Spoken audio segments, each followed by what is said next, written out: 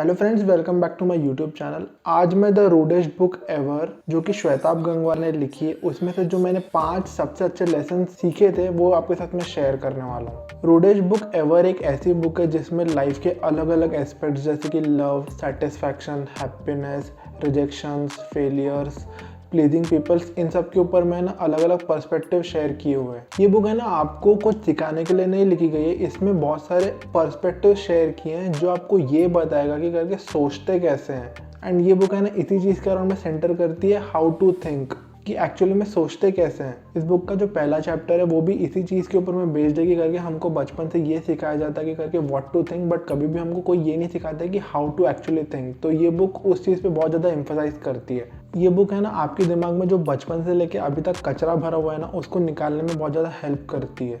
तो इस बुक से जो सबसे पहले चीज़ मैंने सीखी थी वो ये है कि करके make decisions based on data and not on emotions. हम अक्सर इमोशनल होकर डिसीजंस ले लेते हैं एंड फिर थोड़े टाइम के बाद में रिग्रेट करते हैं कि यार उस टाइम पे थोड़ा सोच समझ के डिसीजन लेना चाहिए था। और ऐसा अक्सर हम सबके साथ में होता है, आपके साथ में भी होता होगा, मेरे साथ में भी होता है। तो जब भी हम लाइफ के कोई भी एस्पेक्ट में डिसीजन ले रहे हैं, वो भले ही रिलेशनशिप हो या फिर फाइनेंशियल डिसीजंस हो, तो हमको पहले ये एनालाइज करना चाहिए कि डेटा एक्चुअली में क्या बता रहा है। अगर सामने वाले बंदे के बिहेवियर का पास्ट डेटा कोई और चीज़ बोल रहा है एंड आप उससे फ्यूचर में कोई अलग चीज़ एक्सपेक्ट कर रहे हो, तो आप डेटा के अगेंस्ट जाके डिसीजन ले रहे हो। तो ऐसे केसेस में हमारे डिसीजन जो है वो डेटा पे बेस्ड नहीं है, बल्कि वो गट फीलिंग या इमोशन पे बेस्ड होते हैं। और ऐसे डिसीजंस ही हमको आगे जाके बहुत ज़्यादा चुभते हैं। तो इसलिए डिसीजंस हमको डेटा के बेसिस पे लेना चाहिए, ना कि गट फीलिंग या इमोशन बेसिस पे। जो दूसरा सबसे अच्छा लेसन मैंने इस बुक से सीखा था वो ये है कि करके ह्यूमंस आर वियर्ड, मतलब इंसान जो है वो बहुत ही अजीब क्रिएचर्स होते हैं। अच्छा या बुरा तो सिर्फ एक लेबल है, इंसान एक बहुत ही ज़्यादा कॉम्प्लेक्स क्रिएचर है जो कि बहुत ज़्यादा इरेशनली बिहेव करता है।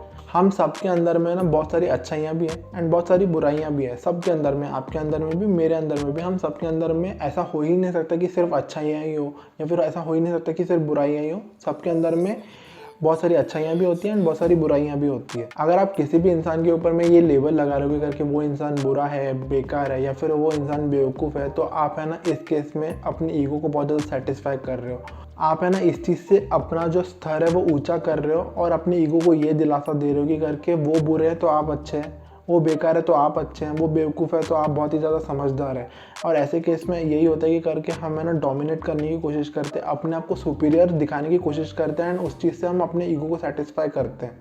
और अगर दूसरे केस में आप अपने आप को ये बोल रहे हो कि करके मैं बुरा हूँ, मैं बेकार हूँ या मैं बेवकूफ़ हूँ, तो उस केस में आप अपना स्तर गिरा रहे हो। उस केस में आप अपने self esteem and self confidence की बिल्कुल धज्जियाँ उड़ा रहे हो।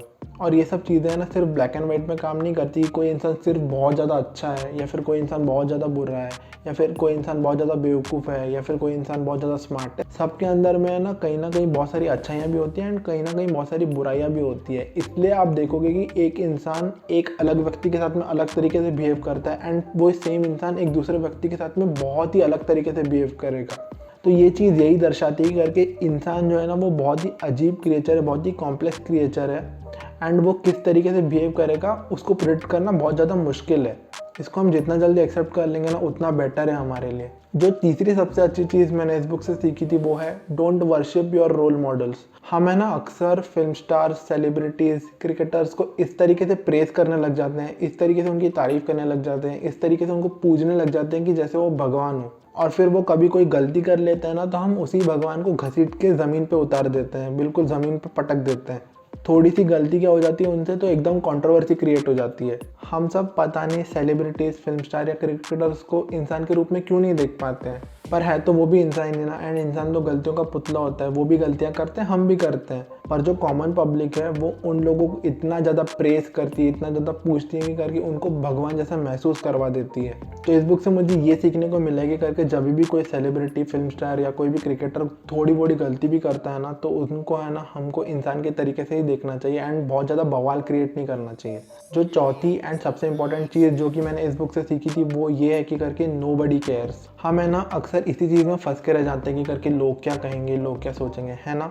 हम सब ने कभी ना कभी ये किया ही है कि करके हम इस चीज़ में फंस जाते हैं कि लोग क्या कहेंगे या लोग क्या सोचेंगे। बट आपको एक चीज़ बता दूँ कि करके किसी को कोई भी फ़र्क नहीं पड़ता है। Nobody actually cares. जब तक कि किसी भी इंसान के आपके एक्शंस में कोई पर्सनल मोटिव नहीं होगा ना, तब तक किसी को घंटा कुछ फ़र्क नहीं पड़ता है। भले ही आप कुछ भी कर रहे हो, लोग उस पर ध्यान देंगे बट उतना ही जल्दी उसको भूल भी जाएंगे, क्योंकि सब लोग हैं ना अपने अपने लाइफ में कुछ ना कुछ प्रॉब्लम्स तो फेस कर रहे होते हैं एंड वो अपने प्रॉब्लम्स में इतने ज़्यादा उलझे हुए रहते हैं ना कि उनको घंटा फ़र्क पड़ता है कि आप क्या कर रहे हो। भाई मेरी खुद की प्रॉब्लम सॉल्व नहीं होंगी तो मेरे को इस चीज़ से क्या फ़र्क पड़ता है कि आपकी लाइफ में क्या प्रॉब्लम चल रही है या फिर आप क्या कर रहे हो। तो इसलिए ना कभी भी सिर्फ किसी इंसान को प्लीज़ करना इसलिए कोई काम को मत करना, क्योंकि है ना अक्सर लोग अपने लाइफ में इतने ज़्यादा फंसे रहते हैं कि करके सामने वाला क्या कर रहा है उनको एक्चुअली में फ़र्क नहीं पड़ता। Nobody actually cares.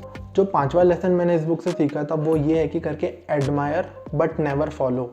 हमको है ना अपने रोल मॉडल्स को देख के बिल्कुल उनको आँख बंद करके फॉलो नहीं करना चाहिए कि करके जो वो कर रहे हैं हम बिल्कुल आँख बंद करके उनको एज इट इज फॉलो कर रहे हैं, बल्कि आपको ये करना चाहिए कि करके आपको उनकी पर्सनैलिटी या उनके कैरेक्टर में जो भी ट्रेट्स अच्छे लग रहे हैं या जो भी ट्रेट्स को आप एक्चुअली में एडमायर करते हो उन ट्रेट्स को आप अपने बिहेवियर में उतारने की कोशिश करो। लाइक MS धोनी एक बहुत ही कूल एंड काम पर्सनैलिटी एंड मैं उनके इस ट्रेट को बहुत ज़्यादा एडमायर करता हूँ एंड मेरा काम ये है कि करके मैंने उनके ये कूल एंड काम वाले ट्रेट को अपने बिहेवियर में उतारने की कोशिश करूँगी करके मैं किसी से भी बात कर रहा हूँ या कोई भी सिचुएशन में जब मैं रिस्पॉन्ड कर रहा हूँ तो मैं एक कूल एंड काम तरीके से रिस्पॉन्ड करूँ।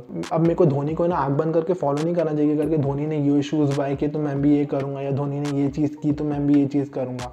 मेरे को उनके पर्सनालिटी या उनके कैरेक्टर में मैं जो भी ट्रेट्स को एडमायर करता हूँ ना उसको अपने बिहेवियर में उतारने की कोशिश करनी चाहिए। That is what admire but never follow is. So that's all. ये थे वो 5 अच्छे लेसन जो कि मैंने the rudest book ever by Shwetabh Gangwar से सीखे थे। अगर आप इस बुक को चेकआउट करना चाहते हो तो उसका लिंक मैं नीचे डिस्क्रिप्शन में दे दूंगा, वहाँ जाके आप इसको चेकआउट कर सकते हो एंड चाहो तो बाय भी कर सकते हो। मिलते हैं नेक्स्ट वीडियो में, तब तक keep learning and keep smiling. Bye bye.